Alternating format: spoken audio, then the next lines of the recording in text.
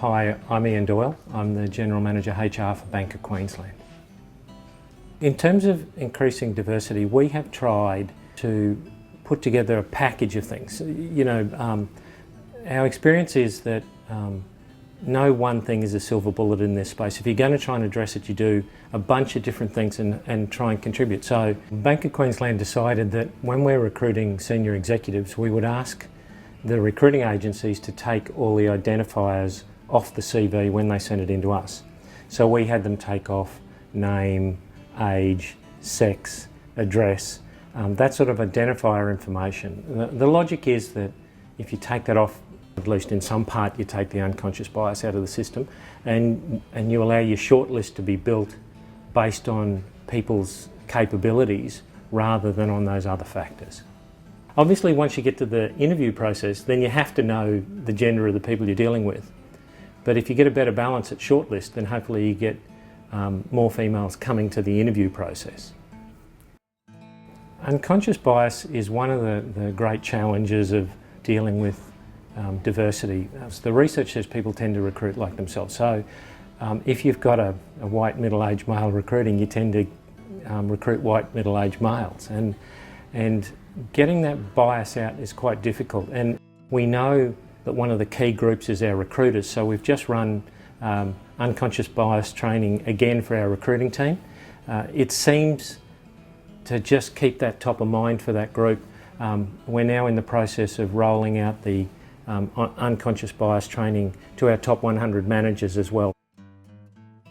We run a program called My Mentor, which is a mentoring program specifically for high potential females with designated internal mentors to help them through the process. And one of the other things we found has a significant impact in improving your diversity is training your managers in the idea of flexibility. In the early days when we started talking about flexibility, a lot of the managers said, yeah, I understand flexibility, but it won't work in my business. I need people 5 days a week, 9 to 5. We've started running training now for our leaders to get them to understand that pretty much any job can be done flexibly.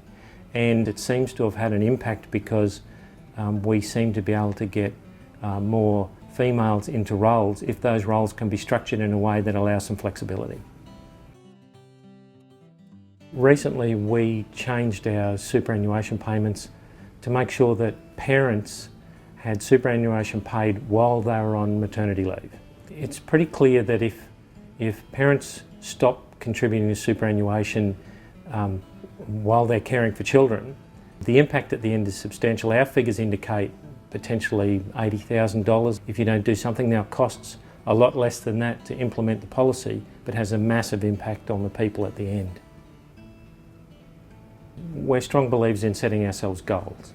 We've set ourselves a goal of 25% for females in CEO down to head of, and we set that for this year, for 2015, and we've just hit that target.